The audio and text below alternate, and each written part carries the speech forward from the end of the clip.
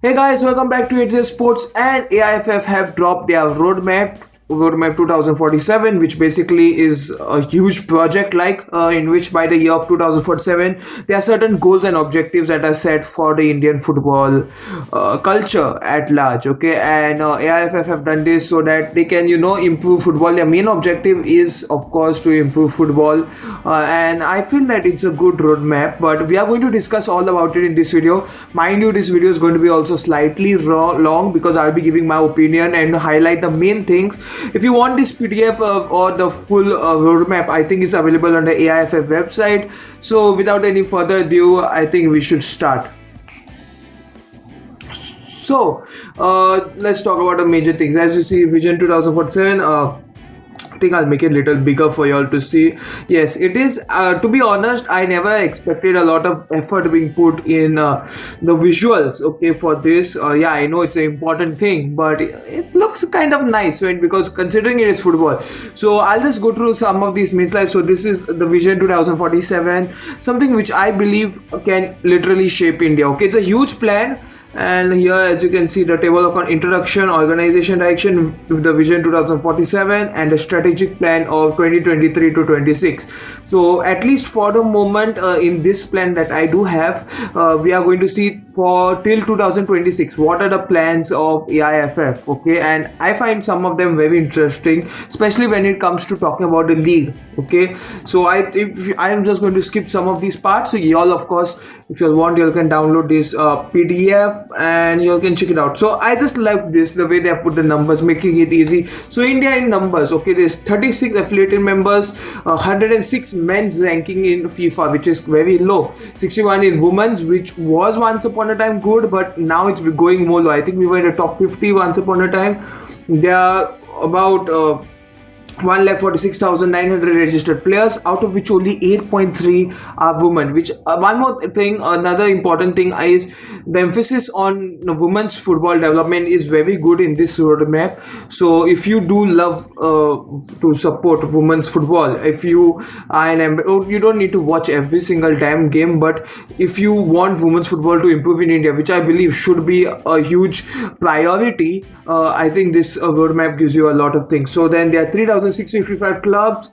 There are 6,354 active referees in India, out of which just 9.6, once again, less than 600 are women. There are 23 ISL and I League clubs, 11 ISL and 12 I League, which is going to increase, and I'll tell you more about that later on. 35,107 grassroots players, 10.5% of them being women.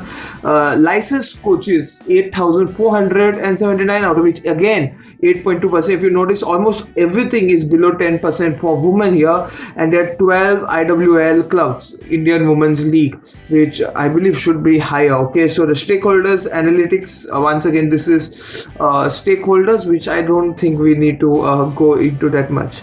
So what's the vision, the organization vision, that they have to make football an incredible sport for incredible India by building an ecosystem which would be a valuable proposition not only for India but for the world. This is basically saying that the main goal of AIFF, at least for a moment, is to make football, okay, Indian football, compatible with the world, okay, comparable with the world. And this is some of their values and all. So now we'll go and talk about the main thing, the thing that has got a huge discussion, Vision 2047, which means what the vision of Indian football is by the year 2047. So there are about 6 strategic plans at the moment. Currently we are in the 2023-26 one that will go to 2030. As you can see, I think after every 3 years gap, each strategic plan changes, which once again I am very much welcoming it is. So we are, at least for the moment, focusing on the 2023-26 plan.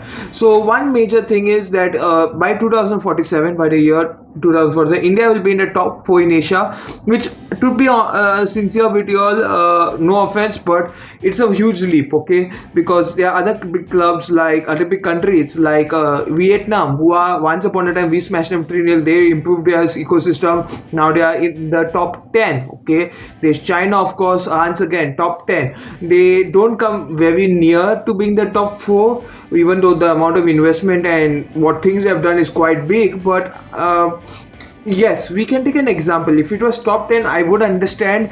Top 4 looks a little too much, too high, but if you aim too high, at least you'll reach somewhere or so. So I hope top 10 is there. Have a vibrant football ecosystem in India, which I believe is very important. One of the top 3 football leagues in Asia across genders, which means men and women. Now women, of course, we can possibly hold that position because we are one of the best when it comes to at least Southeast Asia. We are one of the best, and I doubt, and I have my guarantees that one day in the future, definitely, obviously men's would win so soon, but I do believe that women's will have a chance to winning the football Champions League, the Asian Champions League, Women Asian Champions League. I believe that India has a chance there, so definitely yes, at least one iconic player with international stardom in both men's and women's football. I think women's football have been doing that quite a lot. Yes, they have not been playing for some big clubs, but there are many who have played. I think one was in Rangers. I think it was Baladevi. I can't recollect. There are two currently playing in Dinamo Zagreb in Croatia. There's one in Cyprus. There's one in Uzbekistan. So there are a lot of players who are playing abroad when it comes to women, which is a very good thing. But men's are yet to at least big top leagues. It's yet to happen. Okay, so this is national football philosophy. Then the strategic plan 2020-26, which is our main discussion, the core areas of what they want to do. I like the way at least they put some creativity in this and made it 4-4-1-1 formation, or you call it 4-2-3-1. I don't know. This is what I play when this is the formation I use when I'm playing for Wolfsburg in my FIFA career mode. So first one is governance. They want to change. There are 11, basically there are 11 things that they want to change. We'll go to each one. The first one is being governance, to govern football with uttermost integrity, inclusive through teamwork, collaboration, become a good example of governance. The main objective is to reduce corruption in the governing bodies. Now obviously 0% corruption is an impossible thing. Okay, you can't lie. They always will be corruption. When it's good, it's evil, as they say. You cannot make it zero. Okay, but there is still a good chance that you can reduce the corruption a lot. There's a lot of corruption, I believe, in the past, especially Praful Pantelero's time. The corruption was a huge issue. So one of the major factors is making it better. Okay.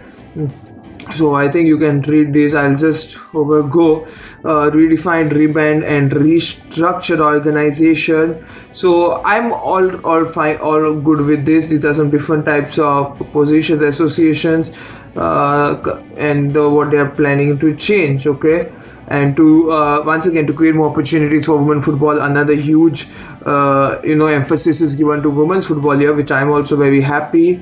So football inclusion through foundation, playing infrastructure, once again grassroots initiatives and welfare programs.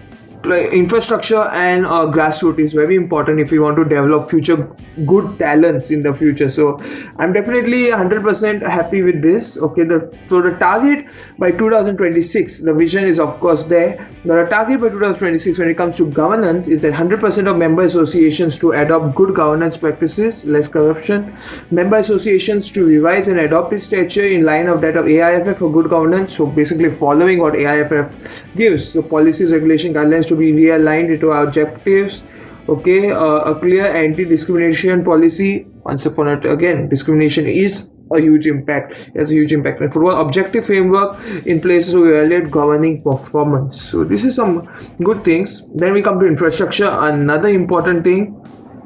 So the objective is infrastructure grading and licensing criteria to be developed for long-term focus. So basically improving the infrastructure in India. Okay, so if you want, we'll directly go and check here in the target by 2026, one smart stadium and 2 FIFA standard stadium development plans. Okay, not completing the stadiums, but at least the plans should be there. Mega football Park plan once again by 2026, have a fully functional National Center of Excellence by 2026, Women's NCE National Center of Excellence by 2026, infrastructure census plan India to be completed. Okay, of course, to see how many structures are there, means like usable ones, how many the different types of grounds available, and policy intervention in place. Okay, then by 2047 we have 50 standard football pitches per district, which is kind of a huge thing, but depends if the standards that they're going to manage, it's going to cost a lot, that I'll say.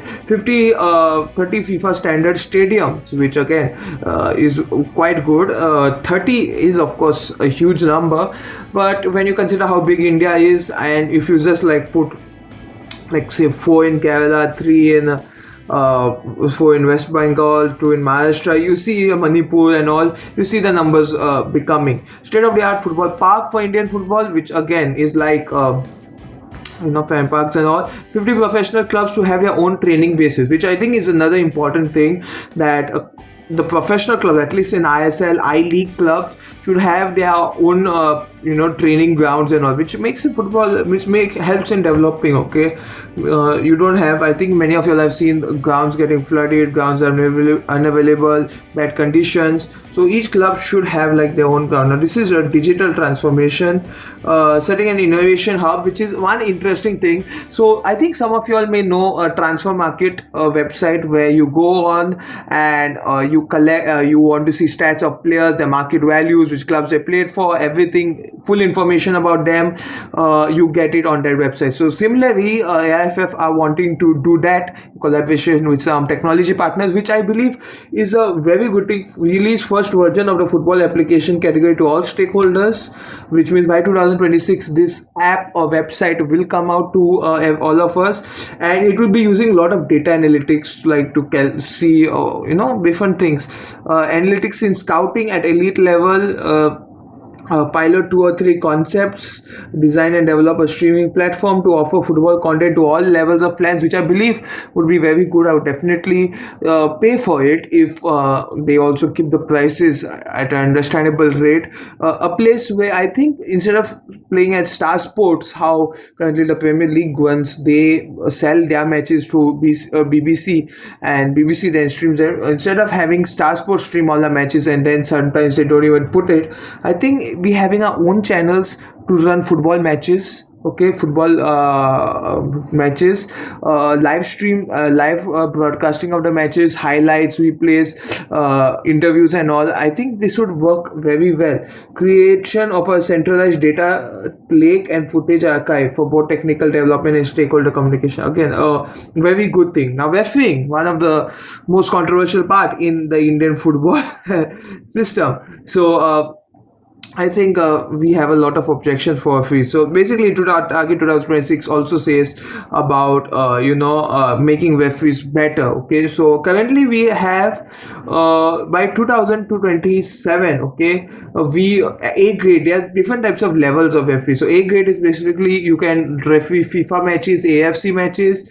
B grade you can referee national matches. C grade senior state, and D grade junior state.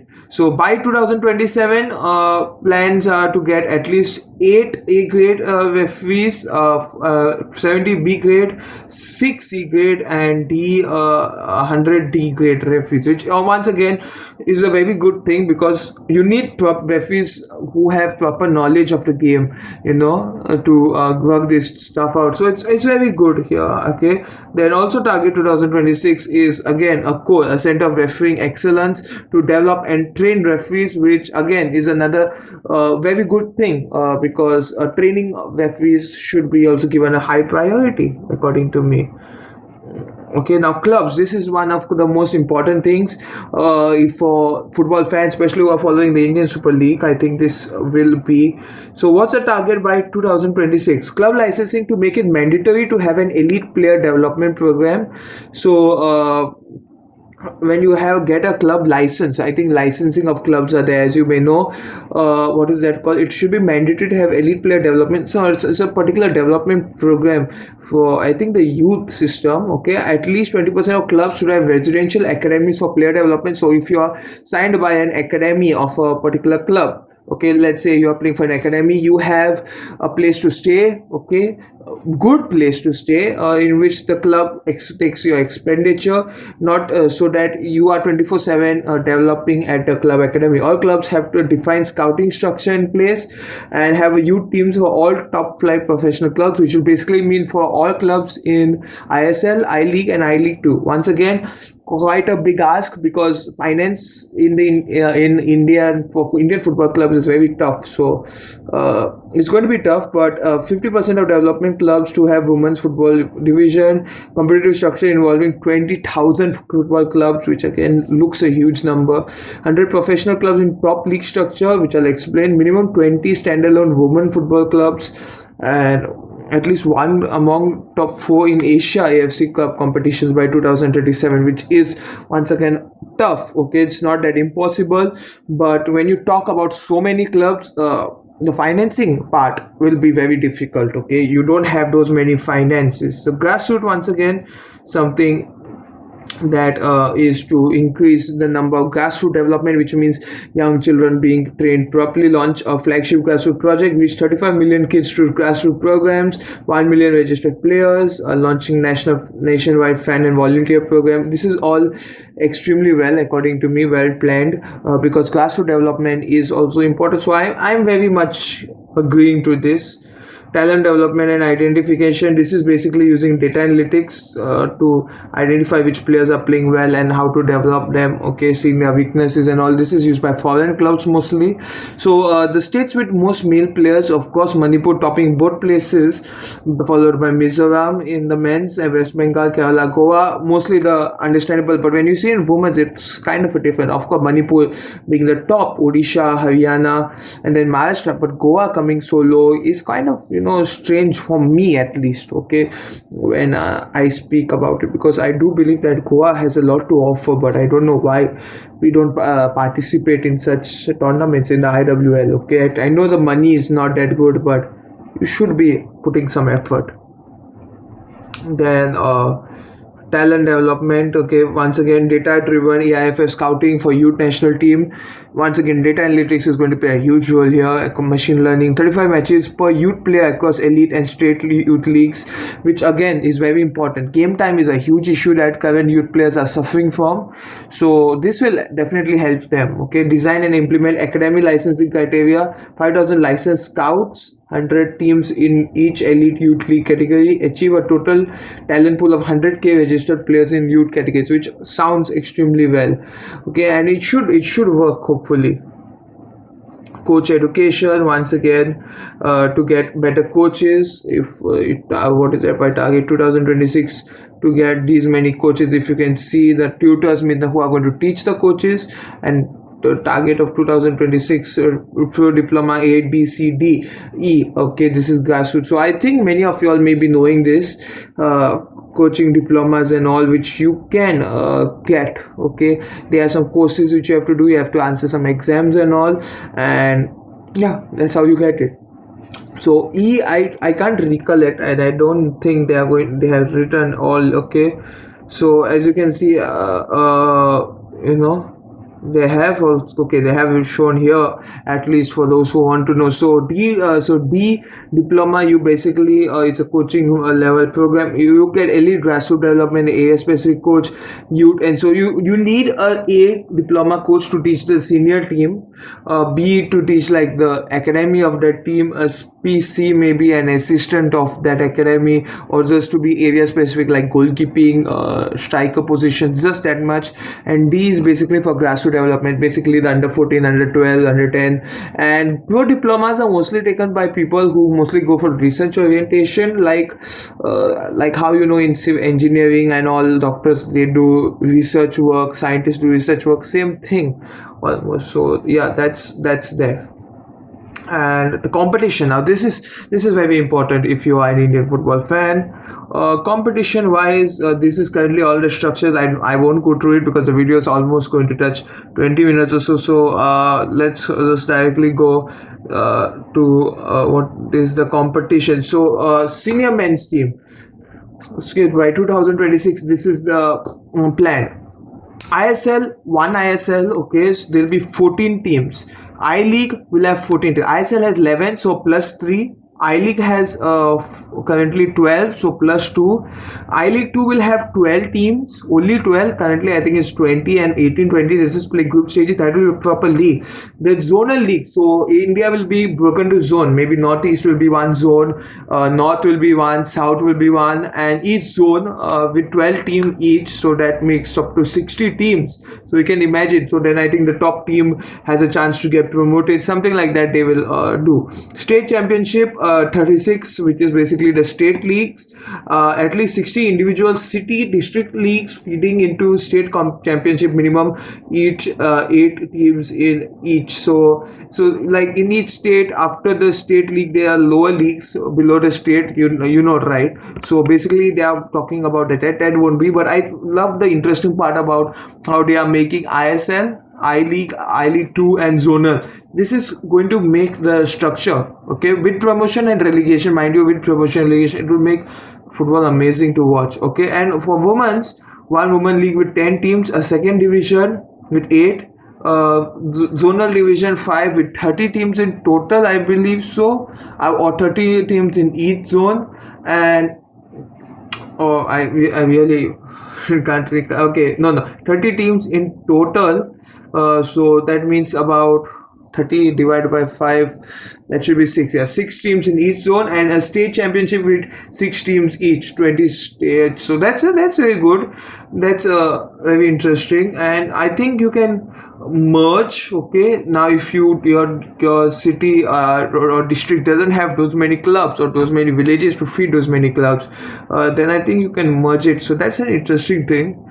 The competitions are going to be minimum 35 matches by 2027, which is again very important for youth men. What is that called? Youth women, local state league, 41 matches, 20 state implement, and new competition, one institution league for both men and women at national level, national university league, futsal, beach, under 21, under 19 football championships, one national competition for women's, national football games launch, which is also very good. And this is, they are planning to be in the top 3 leagues. I think if this system works properly, definitely it will be have a huge impact, and I see it being successful. Grassroots, okay, grassroots youth leagues, as you can see. And the national team, this is going to be huge because it will very much in heavy hot water. Okay, so what is the target to do? Qualification for FIFA Under 17 World Cups for both men and women on merit, which means not getting just the hosting right, but actually qualifying. Once again, extremely tough. I think we all saw what has happened in the recent concluded World Cup in India, how our women failed to even score a goal. But I can understand that, but it's still tough. Top 8 in Asia in women's and top 10 in Asia in men's football. Once again, extremely tough. This national team one is extremely tough, at least for the moment. Marketing and commercializing, this is where AIFF earns its money. Marketing rights is basically telecasting and all. FIFA are giving money, governance grants, government money, AFC assistant to AFC's money what they give, coach education for coaches, and other sources, mostly donations and all. So totally you get about 680 crores they earn, which is quite a huge amount of money, but it should be more. Okay, this is the way they earn and this is where they spend. So they spend in men's competition 32%, which is spending on the ISL and all, I League and all, I League 2, 16% on men's national team, 18% on development activities, which is grassroots and all. Women's competition just gets 7%, women's national team 9%, infrastructure 2, and administration 16, basically paying the people working under AIFF, which I know many people will get angry on because but you have to agree, nobody will work without paying. Okay, there are very few people, and even then you have to consider how they'll take care of their family. But once again, they have not shown how much the total spending is. Okay, so what's the target? Increase AIF's revenue by 500%. Once again, very difficult to increase by 500%, but you can hope so. Launch 3 flagship television properties by 2026 by 3 channels like dedicated for football. I see it very good. Okay, because you can telecast the ISL, I League, I League 2. After that, you can telecast the zonal, state leagues also. All you can telecast there. It will actually be very good. So this is the full vision, and it I know this video has been long, but this is how I going to explain it. I see there are a lot of impossible things to happen. Okay, some I can't be I have to be true to you all. There's some things that are very difficult, when some things are all right which can possibly happen. But yeah, I hope that at least 50-60% of what they are claiming of, at least they end up doing, and I'm very interested to see how much we can succeed. What's your thoughts? Tell me in the comments down below. But this is a huge thing, and it should be given a lot of, you need to give a lot of importance to AIFF development programs, definitely. So let's hope for the best, guys, in this situation. And yeah, this is once again, hopefully by 2047 we are maybe not in the top 3 in Asia or top 4 in Asia, but at least top 10, and definitely better football to expect. Thank you guys for watching this video. Do like, share, subscribe. See you all in more videos coming soon, of course, near future. Goodbye, take care, stay safe.